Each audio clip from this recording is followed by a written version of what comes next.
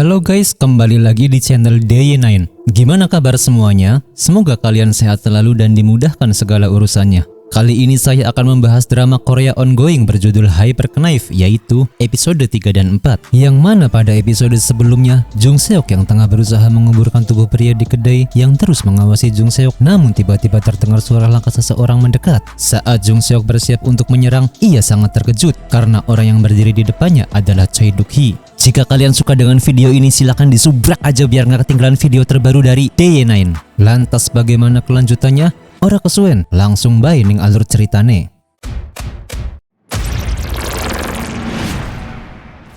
Cerita kembali saat Jung Seok masih menjadi mahasiswa kedokteran. Suatu hari ia sedang berjalan santai di sekitar kampus. Sebuah mobil Rolls Royce berhenti di dekatnya. Dari dalam mobil, seorang bapak dan anaknya bertanya kepada Jung Seok tentang lokasi rumah sakit sebelah mana. Jung Seok dengan sikap dinginnya dan tanpa sepatah kata pun hanya menunjukkan arah dengan telunjuknya. 저 병원 가려면 어디로 가요? Namun di sini rasa penasarannya Jung Seok kembali terusik karena mobil mewah seperti itu tentu milik orang kaya, orang penting, yang mana sebelumnya Jung Seok belum pernah melihat mobil tersebut dan kedua orang itu tampak asing. Tanpa masuk ke dalam kampus dulu, ia pun kemudian mengamati dari kejauhan ketika sang pria berbincang dengan Dr. Choi. Saat itu teman sekaligus asisten Dr. Choi bernama Ha Uyong, ini dia orangnya. Dia pun datang menghampiri Jung Seok dan menjelaskan bahwa pria tersebut adalah teman seangkatan Dr. Choi pada tahun 84. Yang kini tinggal di LA, dan diketahui bahwa bapak tersebut bernama Dr. Kim Yong Jin. Terdengar jelas ketika Choi Duk-hee menyapanya. Rupanya ia datang untuk menjalani operasi saraf karena mengidap meningioma yang hanya bisa dilakukan oleh Dr. Choi. Yang membuat Seok semakin penasaran adalah ekspresi Dr. Choi. Untuk pertama kalinya ia melihat dosennya itu tersenyum begitu lebar, yang menjadi tanda tanya besar sekaligus penasaran dalam diri Jung Seok. Apa yang sebenarnya Choi Duk-hee telah rencanakan sehingga terasa begitu senang.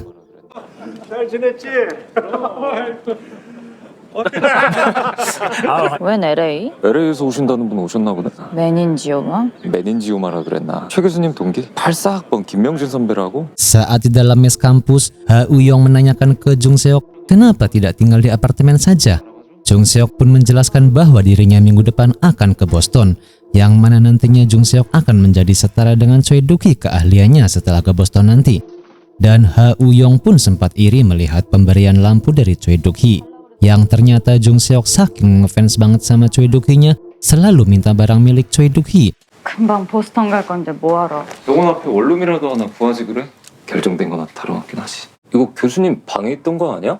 네가 달라 그랬다고? Namun pikiran Jung Seok terus memikirkan kejadian tersebut. Tak bisa menghapus rasa penasarannya menggelayuti benaknya, Jung Seok pun langsung berkunjung ke rumah sakit dan menanyakan kepada suster yang bernama Nona Na. Suster Na menjelaskan bahwa Choi Duk-hee begitu gugup dan cemas karena akan mengoperasi temannya. Jung Seok pun menegaskan bahwa Choi Duk-hee nggak pernah gagal sama sekali dalam setiap operasi. Bagi Jung Seok ini sangat janggal karena ada dua sisi yang berbeda. Satu sisi Choi Duk-hee tertawa senang di depan Dr. Kim Yong Jin, dan di sisi lain Nona Na pun mengatakan Choi Duk-hee gugup karena akan mengoperasi temannya. 말도 안 돼. 선생님이 긴장하신다고요? 많이 긴장되시는 모양이에요. 친구분 수술하려니까. 친구분이니까 그만큼 걱정되시는 거죠. 선생님 이제까지 한 번도 미스 낸 적 없어요. Saat operasi Myongjin berlangsung, ternyata yang datang membantu adalah Jung Seok, padahal sebenarnya yang ditugaskan adalah Ha Uyong, dan sesuatu yang tak terduga pun terjadi. Di tengah prosedur SOP operasi, Dr. Choi mendadak terluka saat diberikan lading bedah oleh Jung Seok. 반대로. 제가 잘못 보고. 제가 마저 할게요. 블레이드. Akhirnya Choi Duk-hee tak bisa melanjutkan operasinya. Jung Seok langsung mengambil alih jalannya operasi. Dengan penuh tekanan, ia menyelesaikan operasi tersebut dengan sukses dan berjalan lancar. Dengan rasa penuh semangat, Jung Seok segera menemui Dr. Choi Duk-hee untuk memberitahukan keberhasilan operasi tersebut. Namun yang terjadi justru di luar dugaannya. Bukannya bahagia, Dr. Choi malah menatapnya dengan ekspresi yang sulit dijelaskan. 수술은 잘 끝냈어요. Dr. Choi dengan nada dingin menanyakan kenapa melakukan hal ini. Jung Seok yang tak mengerti maksud gurunya menjawab dengan polos karena dia tak mau ada catatan buruk dalam prestasi medisnya. Wajah Dr. Choi seketika berubah. Ada penyesalan yang begitu dalam di matanya. Tanpa sepatah kata pun ia berbalik pergi begitu saja. Dan Jung Seok pun dilarang mengikutinya. 안 어울리니까. 선생님 이력에 의료사고는 싫어 죽겠는 표정으로. 선생님 그러셨어요. Scene beralih di masa sekarang. Kini Jung Seok bukan lagi mahasiswa kedokteran yang ambisius. Ia telah berubah menjadi seorang psikopat yang jauh berbeda. Di tengah malam di sebuah area terpencil, Jung Seok sedang menggali tanah untuk menguburkan mayat seorang pemuda yang selalu mengawasi Jung Seok dari kedai. Saat itu pula Dr. Choi Duk-hee muncul dan memergokinya. Namun yang mengejutkan tak ada ketegangan di antara mereka. Jung Seok tetap melanjutkan pekerjaannya dengan wajah datar. Sementara Dr. Choi Duk-hee hanya menghela nafas seolah sudah terbiasa dengan pemandangan ini. Choi Duk-hee pun menjelaskan bahwa jika ingin hidup Jung Seok berubah, maka dia harus pergi ke Boston, dan Choi Duk-hee pun sanggup untuk mengabulkannya. Namun Jung Seok menatapnya tanpa ekspresi apapun. Bagi Jung Seok itu tidak gratis dan dia harus mengoperasi Choi Duk-hee. Walaupun tawaran itu bukan pertama kalinya ia dengar, Choi Duk-hee tetap membujuknya. Bagi Jung Seok, hidupnya sudah hancur sejak lama, sejak Dr. Choi membuangnya begitu saja. 그래서 미련도 없거든요. Pembicaraan mereka terhenti ketika terdengar suara seseorang memanggil nama Dr. Choi, yaitu Miss Ra, asistennya Dr. Choi, sekaligus rekannya, yang khawatir karena sang dokter tak kunjung kembali. Dengan buru-buru Dr. Choi menghubungi Miss Ra dan menyuruhnya untuk tidak mencarinya. Dan Choi Duk-hee pun menjelaskan sudah ketemu dengan Jung Seok dan dia sedang menguburkan anjingnya. 나한테 피해주지 말고 알아서 해결해요. Keesokan harinya, saat sedang makan di restoran, Jung Seok melihat beberapa polisi bertanya kepada seorang wanita, yaitu kakak dari pemuda di kedai yang ia kubur semalam. Kakak itu tampak panik karena adiknya hilang tanpa jejak. Seo Young-ju, asisten Jung Seok, mulai gelisah. Namun Jung Seok hanya tersenyum sinis dan dia terasa senang. 더욱 조심하시라고요. 누굴 보고 조심하라는 거야, 저 사람? 나 진짜 너무너무 행복해. Tak lama setelah itu, seorang teman apotekernya bernama Kim Yong-sin, ini dia orangnya, datang dengan tergesa-gesa kepada Jung Seok dan mengatakan bahwa apoteknya sedang diperiksa oleh Dinas Kesehatan dan Kesejahteraan. Jung Seok pun segera mendatangi petugas yang tengah mengecek tempatnya. Rupanya ada laporan bahwa apoteknya terlibat dalam aktivitas ilegal. Seok pun langsung menghubungi Dr. Hyun Ho, tetapi ternyata klinik Dr. Hyun Ho juga mengalami hal yang sama. Jung Seok mulai curiga, hanya satu orang yang mungkin berada di balik semua ini. Siapa lagi kalau bukan gurunya, yaitu Dr. Choi. Dengan wajah penuh amarah, ia langsung menelpon sang guru. Jung Seok pun tak punya pilihan lain. 약국 손님이. 보건복지부에서 나왔습니다.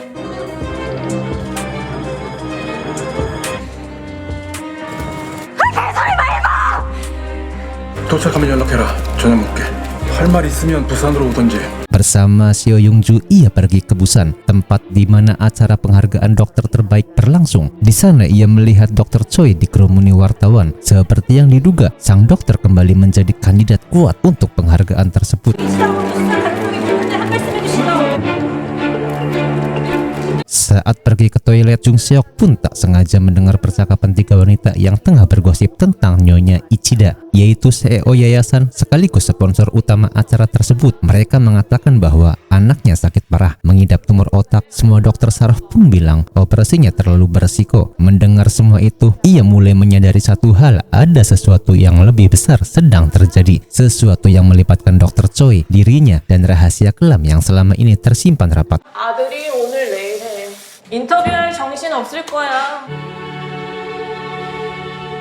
Mendengar kabar tentang Nyonya Ishida, Jung Seok segera mencari tahu latar belakang wanita itu. Betapa terkejutnya ia saat menyadari bahwa ia pernah bertemu dengannya saat masih menjadi asisten Dr. Choi. Merasa ini adalah kesempatan emas untuk membalas dendam, Jung Seok langsung menemui Nyonya Ichida di apartemennya. Tanpa basa-basi, ia memperlihatkan sebuah video rekaman ketika ia sukses melakukan operasi syaraf pada seorang bocah dengan kondisi yang sama seperti anak Nyonya Ichida. Wanita itu menonton dengan seksama, matanya tak berkedip sama sekali saat Jung Seok menjelaskan bagaimana ia menyelesaikan operasi yang dianggap mustahil oleh para dokter ahli syaraf. Ketika video berakhir, Nyonya Ichida menetapkan Jung Seok dengan penuh harapan dan memberikan penawaran apa yang harus dilakukan Nyonya Ichida agar Jung Seok mau mengoperasi anaknya. Jung Seok pun menyeringai tipis. Dengan tenang, ia mengeluarkan sebuah majalah dari dalam tasnya dengan bergambarkan cover Dr. Choi, dan dia pun ingin melihat Dr. Choi menderita.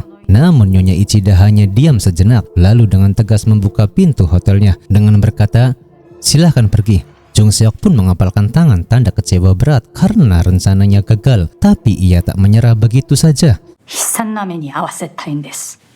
この糸。 Keesokan harinya, ia kembali menemui Nyonya Ichida, kali ini dengan tawaran baru. Jika wanita itu ingin membantu membuat hidup Dr. Choi menderita, maka ia harus membatalkan penghargaan Dr. Choi yang hampir pasti diraih oleh sang dokter. Namun Nyonya Ichida menggelengkan kepala dan berkata bahwa dia tak bisa mengkhianati keputusannya yang telah dia buat. Lagi pula, bagaimana dia bisa mempercayai seorang dokter tanpa lisensi medis seperti Jung Seok? Kata-kata itu sangat menusuk Jung Seok. Ia tak bisa berkata apa-apa selain pergi dengan perasaan marah dan frustasi. プライドが大事なんですね。息子の命より。息子の命を託さなければならないのかしら。そんな人にどうして。 Sementara itu, Dr. Choi tengah berdiskusi dengan bawahannya tentang operasi yang sudah tak bisa ditunda lagi. Asisten Jung Seok datang dengan wajah cemas dan dia pun berkata bahwa dia melihat Jung Seok khawatir dia akan mengacaukan acara penghargaannya nanti. Namun Dr. Choi hanya tersenyum tenang. Dia sengaja mengundangnya, katanya. Dr. Choi pun berkata ia ingin melihat sesuatu yang tidak pernah diraih oleh Jung Seok sebelumnya. Saat malam tiba, acara dinner penghargaan para dokter terbaik berlangsung dengan sangat meriah. Di antara para tamu undangan, Nyonya Ichida berdiri dan mengamati sosok Dr. Choi. Dengan rasa penasaran, ia pun bertanya, bagaimana kemampuan Jung Seok menurut Dr. Choi? Dr. Choi tersenyum bangga dan berkata bahwa dia sangat jenius, bahkan lebih hebat dari 100 kali lipat dibanding semua dokter dan profesor di sini. Mata Nyonya Ichida pun menyipit, berpikir dalam-dalam. Tak lama setelah itu, ia berdiri dan berjalan pergi meninggalkan ruangan. 一度も失敗したことがないし、100人集めたって彼女一人の方がマシだ。 Beberapa saat kemudian, di depan pintu apartemen Seok, Nyonya Ichida berdiri. Ia mengetuk pintu, siap melanjutkan kesepakatan yang semalam ia tolak. Namun Nyonya Ichida memberikan batas waktu operasi untuk anaknya, yaitu tidak lebih dari 4 jam. Jung Seok pun langsung menyanggupinya. どうぞ、お好きに。あなたにはそれなりの責任を取っていただきます。 Tak membuang waktu, Jung Seok segera menghubungi Dr. Hyunho. Dr. Hyunho langsung mempersiapkan paspor dan pergilah mereka ke Jepang dengan pesawat komersial. Sementara itu, ia dan Hyungju berangkat menggunakan jet pribadi milik Nyonya Ichida. Tujuannya hanya satu, melakukan operasi terhadap anak Nyonya Ichida. Setibanya di rumah sakit Jepang, Nyonya Ichida memperingatkan Jung Seok bahwa jika anaknya tidak selamat, maka nyawa Jung Seok yang menjadi taruhannya. Namun Jung Seok hanya tersenyum tipis. Ia sudah terbiasa menghadapi situasi genting seperti ini. Dengan langkah mantap, ia pun langsung masuk ke ruangan operasi. Saat operasi berlangsung, ketegangan menyelimuti ruangan. Operasi ini nyaris mustahil untuk berhasil. Bahkan para ahli bedah ternama pun menolaknya. Namun Jung Seok tetap tenang, tangannya bergerak dengan presisi sempurna. Di luar ruangan, kepanikan mulai terjadi. Para dokter yang mengawasi operasi memerintahkan untuk menghubungi ruang ICU. Hal ini pun terdengar oleh Nyonya Ichida yang langsung cemas dan masuk ke ruangan operasi. Namun saat ia melihat ke dalam ruangan operasi, ia mendapati sesuatu yang sangat mengejutkan. Di tengah kepanikan semua orang, Jung Seok tetap fokus. Tak ada sedikit pun rasa gentar di wajahnya. ICU すぐに確認してください。 Sementara itu, di acara penghargaan para tamu sudah yakin bahwa Dr. Choi Duki akan kembali memenangkan penghargaan dokter terbaik. Namun mereka terkejut ketika nama pemenangnya bukanlah Dr. Choi. Dr. Choi terdiam. Lalu di antara kerumunan, ia melihat Nyonya Ichida. Wanita itu menatapnya dengan tajam. Bahwa seseorang telah mengubah keputusan ini, Dr. Choi segera menyadari siapa dalangnya. Di tempat lain, Jung Seok menyeringai puas. Ia telah berhasil membuat Dr. Choi kalah, setidaknya dalam satu hal ini. Sojio Pesina from Sapienza University. Saat hendak pergi, seseorang pria tiba-tiba menghampirinya. Dia pun mengatakan bahwa namanya adalah Kion. Dia pun mengatakan bahwa ayahnya dulu pernah dioperasi oleh Jung Seok, pemilik mobil Rolls Royce. Mendengar nama itu, Jung Seok teringat akan kejadian yang bertahun-tahun lalu. Mereka mulai mengobrol. Dan dari sana Jung Seok mengetahui bahwa sesuatu yang sangat mengejutkan telah terjadi. Setelah ayah Kion sembuh, ia menghilang begitu saja. Ia hanya sempat mengatakan kepada putranya bahwa ia ingin hidup bebas. Sejak saat itu, Kion tak pernah kembali lagi bertemu dengannya. Jung Seok pun langsung merasa ada yang janggal. 아빠가 이제 좀 홀가분해지고 싶어. Ia segera menemui Dr. Choi Do-hee untuk mencari jawabannya. Dr. Choi Do-hee berdiri di tepi pantai menunggu Jung Seok. Ia mengingat kembali percakapannya dengan Nyonya Ichida. Percakapan yang sebelumnya tak diketahui oleh siapapun. Ternyata dialah yang meyakinkan Nyonya Ichida untuk mempercayai Jung Seok meskipun taruhannya adalah nama baiknya sendiri. Ketika Jung Seok akhirnya tiba, ia menatap gurunya dengan penuh kemenangan bahwa dia sudah mempermalukan gurunya dan sekarang Jung Seok ingin melihat jawabannya. Jung Seok kemudian menanyakan tentang ayah Kyon, teman lama Dr. Choi yaitu Kim Yong Jin. Namun jawabannya yang ia terima membuatnya sangat terkejut. Dr. Choi mengakui bahwa alasan ia dulu membuang Jung Seok adalah karena Jung Seok telah menggagalkan rencananya. Dr. Choi Do-hee pun sebenarnya ingin menghilangkan ayah Kyon di meja operasi dengan dalih kegagalan prosedur. Jung Seok pun terdiam. Semua potongan puzzle dalam pikirannya kini mulai tersambung. Dr. Choi tak menjawab lebih lanjut. Ia segera pergi meninggalkan Jung Seok yang masih berusaha mencerna kenyataan itu. 김명진 죽였냐고요? Tak lama setelah itu, Dr. Choi menemui petugas kepolisian. Ia sudah membuat janji sebelumnya untuk membahas sebuah video operasi ilegal yang baru-baru ini ditemukan. Video itu direkam di sebuah gedung kosong tempat Jung Seok pernah melakukan operasi kepada seorang ketua gangster. Saat tim kepolisian menyelidiki area tersebut, seorang anjing pelacak tiba-tiba menemukan sesuatu yang sangat mencurigakan di bawah tumpukan tanah. Ketika tanah itu digali, semua orang terperanjat. Mereka menemukan jasad seorang perawat yang pernah bekerja dengan Jung Seok. Dr. Choi memejamkan matanya sejenak. Ia sudah tahu siapa pelakunya dan kini semua kebenaran akhirnya mulai terungkap. Dr. Choi Do-hee pun tampaknya sudah mengetahui kebiasaan Jung Seok dalam menghabisi orang yang dianggapnya tidak layak untuk hidup. Hal ini dikarenakan kejadian serupa pernah terjadi di masa lalu ketika Jung Seok masih menjadi muridnya. Jung Seok dikenal sebagai murid yang sangat pintar, jenius, antusias, dan tidak pernah bolos saat operasi. Tetapi suatu hari ia tiba-tiba meminta izin untuk tidak ikut serta. Hal ini membuat Dr. Choi curiga, apalagi setelah melihat wajah Jung Seok yang terluka. Karena penasaran, Dr. Choi meminta asistennya membawanya ke rumah Jung Seok. Saat berbincang bertiga dengan Ha Uyong, Dr. Choi mencoba mencari tahu penyebab luka di wajah Jung Seok. Ia kemudian meminta Ha Uyong untuk pergi ke apotek untuk membeli obat, sehingga ia bisa berbicara berdua dengan Jung Seok. Saat ditanya, Jung Seok awalnya berbohong. Tetapi akhirnya Dr. Choi menemukan jasad seorang pria yang telah dibunuh oleh Jung Seok. Jung Seok pun sendiri mengakui bahwa ia membunuh pria itu karena pria tersebut mencoba menyerangnya saat pulang dari rumah sakit. Namun yang mengejutkan, Dr. Choi justru membiarkan Jung Seok begitu saja. Meski alasannya tidak jelas, Jung Seok pun merasa berterima kasih atas sikap Dr. Choi saat itu. Di masa kini, tempat ditemukannya jasad seorang suster mulai ramai dengan petugas forensik dan warga sekitar sudah mulai penasaran. Jung Seok dan Ha Uyong pun ada di sana. Namun bukannya takut identitasnya sebagai dokter gelap terbongkar, Jung Seok justru merasa tertantang untuk melihat apakah polisi bisa mengungkap dirinya. Sementara itu, Dr. Choi yang berada di tempat kejadian dipanggil oleh Detektif Wan. Setelah Jung Seok terlihat bermain dengan anjing pelacak milik kepolisian, Dr. Choi pun membawa Jung Seok ke tempat lain untuk berbicara lebih lanjut. Dengan santainya, Jung Seok mengakui semua perbuatannya, membuat Dr. Choi begitu kesal dengan sikap sembrono Jung Seok. Ia bahkan menyebut Jung Seok sebagai orang yang menyedihkan. Jung Seok tidak terima dan membalas dengan mengatakan bahwa Dr. Choi Do-hee lebih buruk darinya karena ia hanya membunuh orang yang tidak layak untuk hidup, sedangkan Dr. Choi pernah membunuh ayah Kyung yang merupakan temannya sendiri. Mendengar hal itu, Dr. Choi terdiam seolah tidak bisa terbantahkan. Sementara itu, Jung Seok, Dr. Hyun Ho, dan Hyung Ju sedang mengadakan bakti sosial. Jung Seok juga mengundang Kyung untuk membahas hilangnya ayah Kyung.